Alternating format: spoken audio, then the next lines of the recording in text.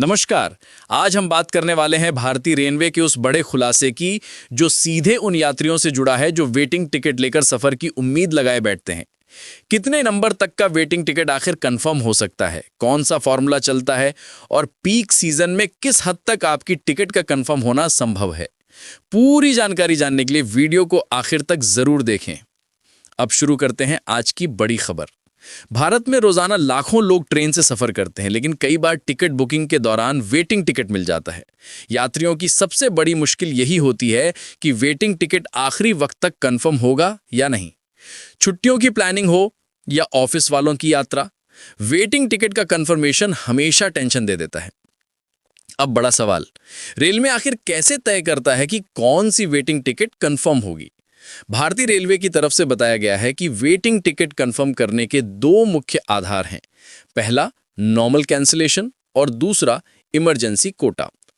त्योहारों के मौसम में वेटिंग लिस्ट 400-500 तक पहुंच जाती है, लेकिन औसतन देखा जाए तो रेलवे के आंकड़े कहते हैं कि लगभग 21% यात्री टिकट बुक करने के बाद उसे कैंसिल कर देते हैं। इसका मतलब यह हुआ कि वेटिंग टिकट के कंफर्म होने की शुद्ध संभावना कम से कम 21% है। अब स्लीपर कोच का उदाहरण लेते हैं। एक स्लीपर कोच में कुल 72 सीटें होती हैं। इनमें से लगभग 14 सीटें औसतन कैंसिलेशन के चलते खाली हो जाती हैं। इसके अलावा 4 से 5% ऐसे यात्री होते हैं जो टिकट खरीदते तो हैं लेकिन यात्रा ही नहीं करते। इससे कुल खाली सीटें बढ़कर करीब 18 तक पहुंच जाती हैं।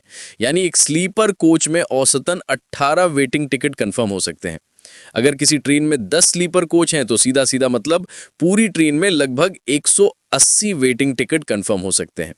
यही फॉर्मूला तीसरे एसी, दूसरे एसी और पहले एसी पर भी लागू होता है। सिर्फ संख्या सीटों के आधार पर बदलती है, गणित वही रहता है।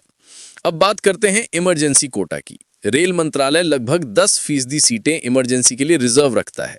बीमार, जरूरतमंद या विशेष मामलों में ये सीटें दी जाती हैं। लेकिन गौर करने वाली बात यह है कि कई बार सिर्फ 5% तक ही इन सीटों का उपयोग होता है। बाकी बची हुई सीटें वापस पूल में जोड़ दी जाती हैं, जिससे वेटिंग टिकट के कंफर्म होने की संभावना और बढ़ जाती है। स्पष्ट है कि वेटिंग टिकट कंफर्मेशन किसी अंदाजे का खेल नहीं, बल्कि एक तय गणित है जो कैंसिलेशन, नो शो और रिजर्व सीटों के रिलीज पर आधारित होता है। अगर आपका वेटिंग 1 से 50 के बीच होता है, कंफर्मेशन की संभावना काफी अच्छी रहती है। 100 से ऊपर जाए तो मौका ट्रेन और सीजन पर निर्भर करता है। 300-500 वाली वेटिंग त्योहारों में ही दिखती हैं और कंफर्मेशन काफी कम हो जाता है। तो अब आप समझ गए होंगे रेलवे का कंफर्मेशन सिस्टम कैसे काम करता है और आपके टिकट के कंफर्म होने के पीछे कौन सा फॉर्मूला चलता है।